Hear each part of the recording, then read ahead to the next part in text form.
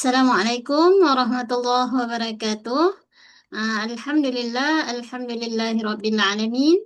Baik ibu ayah semuanya, insya-Allah kita dah sampai kepada minggu yang ketiga. So minggu yang ketiga ni kita akan teruskan kuis tag bagi surah Al-Baqarah ayat 139 insya-Allah. Jadi 139 ni kita ambil bahagian yang pertama dulu. Jadi bunyi ayatnya ialah A'udzu billahi minasy syaithanir rajim.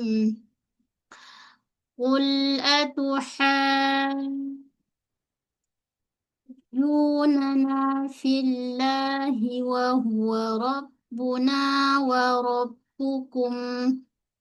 Okey, first kali huruf qaf. Qa, qa, okey. Qa, pangkal lidah dengan lelangit lembut kita. Qa. Dia jangan berangin, jangan qa, tak nak. Okey. Qa. Kalau ujung kerongkong ni, kha. Yang ni atas sikit, dekat pangkal lidah dengan lelangit lembut. Qa. Untuk baris hadapan, muncung mulut. Okey, basic baris atas buka mulut. Baris bawah gerak arahan ke bawah, baris hadapan kena muncung mulut.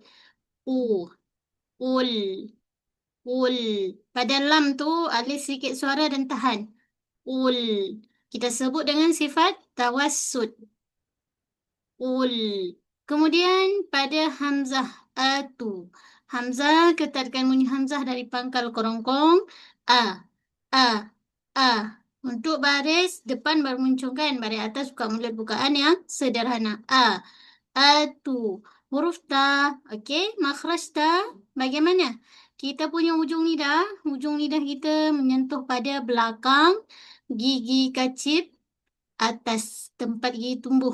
Ta, ta, ta. Huruf ta, dal, ta. Sama makhraj. Cuma huruf ta huruf yang nipis. Tu, atu, atu. Buka, kemudian muncul. Atu. Duduk, basic baris. Kemudian ha pedas. Ha, tengah kerongkong. Okey, kita sempitkan bahagian tengah kerongkong kita. Atuha, ha. Jangan tertukar dengan ha bulat. Atuhajjunana. Pada ha pedas, kita baca 6 harakat mad lazim. Okey, Ibu. So kat sini kita sebut dengan mad lazim kalimi musaqqal. Kalim ini dalam bentuk kalimah. Okey, macam dalam surah Fatihah pada perkataan walallin. So huruf bertemu dengan huruf yang bertanda sadu. Huruf bertemu dengan huruf yang bertanda sadu. Mana mad ustazah? Alif kan? Selepas huruf ha ada alif mad bertemu dengan huruf yang bertanda sadu. Jadi dalam bentuk kalimah. Itu disebut dengan kalimi. Mad lazim kalimi musaqqal. Musaqqal ni apa dia ustazah? Kita kena beratkan huruf jim sebab ada tanda sadu pada jim. Okey. So kat sini 6 harakat untuk mad lazim. Okey, kemudian pada jim ju, pastikan pada jim jangan berangin, jangan sebut cu, tak nak. Jim kita fokus bahagian tengah lidah kita. Okey, tengah lidah dengan lelangit keras. Ja, ji, ju. Okey, bukan cu. Tak nak. Ju, nana. Pada ju 2 harakat. Pada nun, ujung tu juga 2 harakat mad asli. So bagi seragam. Atuhajjunana. Na 2 harakat mad asli. Fillahi. Pada fa. Fa ada angin. Okey, untuk fa baris bawah gerak arahan ke bawah. Fi. 1 harakat. Kemudian hamzah wasal tengah-tengah tidak dibaca. Kita sadukan terus pada lam sadu. Fillahi. Kita tekan sedikit pada lam sadu.